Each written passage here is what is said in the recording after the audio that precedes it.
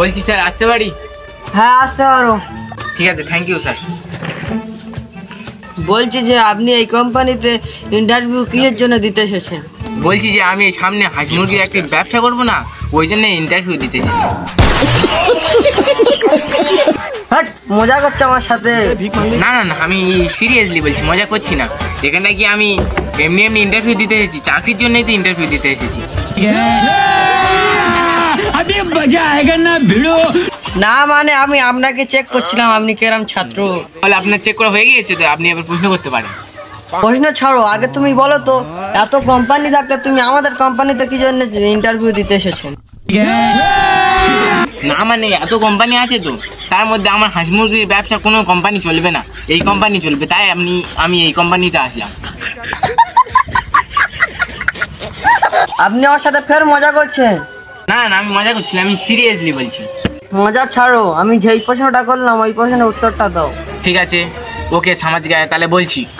আমি চাইতাম যে একটি বড় কোম্পানি কাজ করব, কিন্তু না, যত কোম্পানি গেলাম আমাকে ফিরিয়ে দিল, তাই আমি এই কোম্পানি আসলাম। কেন তুমি এই কোম্পানিটা ছোট মনে করেছো নাকি? না না না, আমি ভাবতাম এই কোম্পানিটা বড়, কিন্তু সেই দিনে আপনি এই স্কুটারে করে আসলেন না, ওই জন্য একটু ভাবছিলাম অন্য কিছু।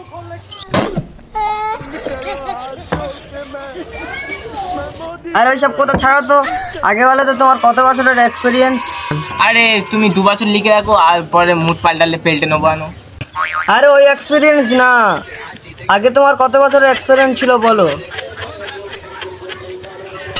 ওই 16 বছর ধরতে পাতাই নেই। আরে ওইসব কথা ছাড়ো, এতগুলো লোক ইন্টারভিউ দিতে এসেছে, আমি আপনাকে কি জন্য নেবো? আরে এটাও আমাকে বলে দিতে হবে, আপনার তো এটাই কাজ। তুমি আমার সাথে এরকম ভাবে কথা বলছো, তুমি জানো কি আমি কোন পর্যায়ে আছি?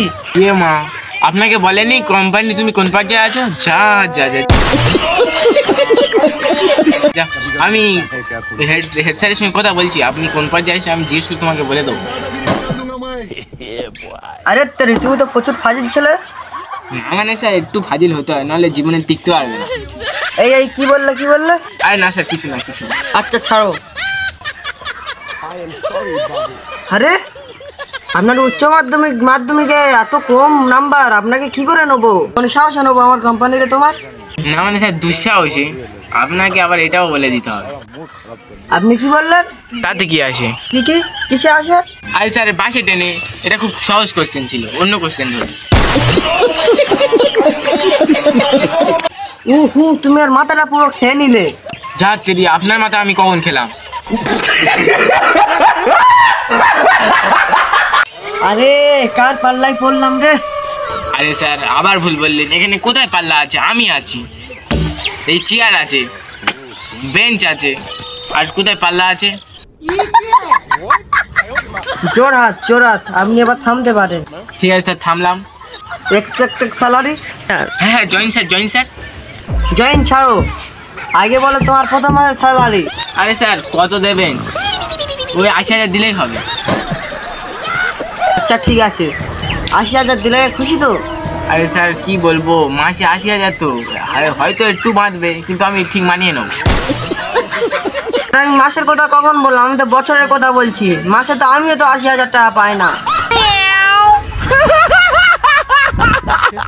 না মানে ওটা বছরের ছিল, আমি ভাবলাম মাসে, একটু উল্টো স্বপ্ন দেখে ফেলিস স্যার। আরে উল্টো স্বপ্ন দেখা ছাড়ো, যা বলছি শোনো। হ্যাঁ স্যার বলুন। মাথা দিয়ে শুনছি, কান দিয়ে শুনছি, চোখ দিয়ে শুনছি, সব দিয়ে শুনছি স্যার। হ্যাঁ বলুন। অত কিছু দিয়ে শুনতে হবে না, শুধু কান দিয়ে শুনলেই হলো। ঠিক আছে বলো। আচ্ছা তাহলে শোনো। ঠিক আছে বলো। ঠিক আছে শোনো। আরে বললে তো হয়তো শুনবো। আরে শুনলে তবে তো বলবো। ঠিক আছে বলতে হবে না? ঠিক আছে শুনতে হবে না, তা শুনবনি, তাহলে বলবো না। বলতে হবে না। আর ওই সব কথা ছাড়ো, আগে মেন কথায় আসি। শুনতে হবে না। ঠিক আছে, তোমার কি মেন কথা আছে বলো, তা শুনবনি। আরে ওই সব কথা ছাড়ো, অনেক খেলা হয়ে গেল। তোমার প্রথম কোশ্চেন হলো তোমার পিছনের দেয়ালের রং কি? না স্যার, এটা আমি খেলতে পারবো না। তুমি সেই ছোটবেলার খেলা ধরছো, আমি কি রঙের মিস্ত্রি নাকি? পিছনের দেয়ালের রং কি আমি বলবো? আরে সব কথা ছাড়ো, জাস্ট একটা ছোট কোশ্চেন ধরেছিলাম।